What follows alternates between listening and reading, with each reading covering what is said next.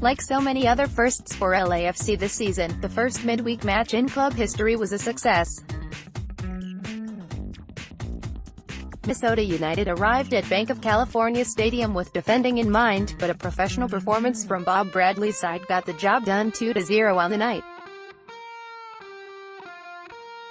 Normally, in this space, I'd write about a single player that stood out over the course of the 90 minutes. But in light of two players scoring their first goals for the club, I thought I'd put the spotlight on the decisions they made before putting the ball in the back of the net. Of course, I'm referring to Eduard Atuesta and Marc-Anthony Kaye's goals in the 31st and 37th minute, respectively, of Wednesday night's contest. Both goals were the result of minute decisions that could easily go overlooked. But that's what the spotlight is for, so let's dive in. We'll start with Atuesta. In live time, this goal is your standard cutback to the top of the box and finish. Diego Rossi creates some width with a good starting point, notices the defender isn't tight enough, lifts his head, and smartly picks out Atuesta, 1-0 LAFC. But notice Atuesta's movement as the play develops. The entire night, Minnesota was resolute in keeping its backline tethered together, so as Rossi picks up the ball all four defenders move in unison towards their own goal. Seeing this, Atuesta starts his run in between the two center-backs.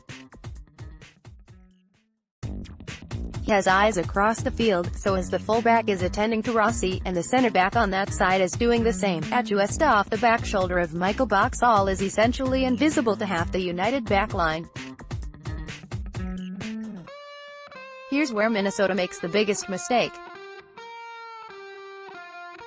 With Boxall providing support to his fullback Carter Manley out wide on Rossi, the other center-back Francisco Colvo is not tight enough on Atuesta once they are inside the 18. And he's ball-watching. Once Rossi cuts back and picks up his head, Atuesta recognizes the space and checks his run. This turns 3 yards of space into 5, and despite a last-ditch challenge from Colvo, Atuesta has the skill to make a smooth pivot onto his right foot and strike his first MLS goal. 6 minutes later, it was the turn of Atuesta's midfield partner. This wasn't a particularly pretty pattern of play, but it did take some smart recognition on the part of Kaye.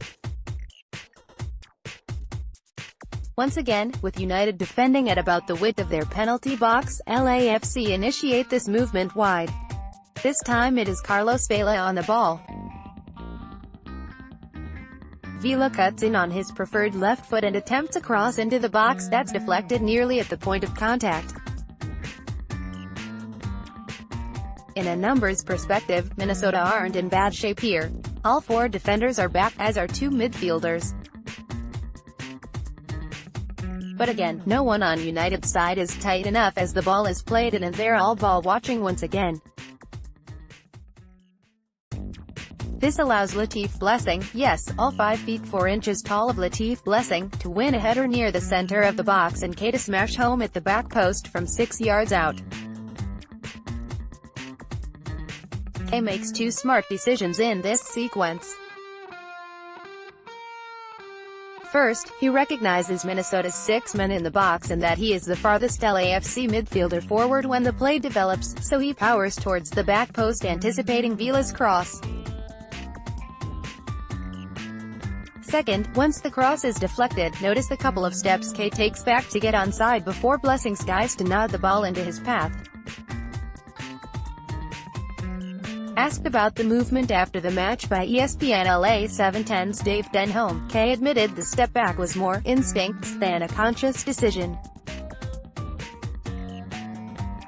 Either way, you see so many players lazily hold their run during a broken play like that and negate their own opportunity. For Kaye, it resulted in his first MLS goal. So there you have it. Not a classic by any stretch. but two smart decisions from LAFC midfielders and it's 3 points in the bag for the club on a quick turnaround from Saturday.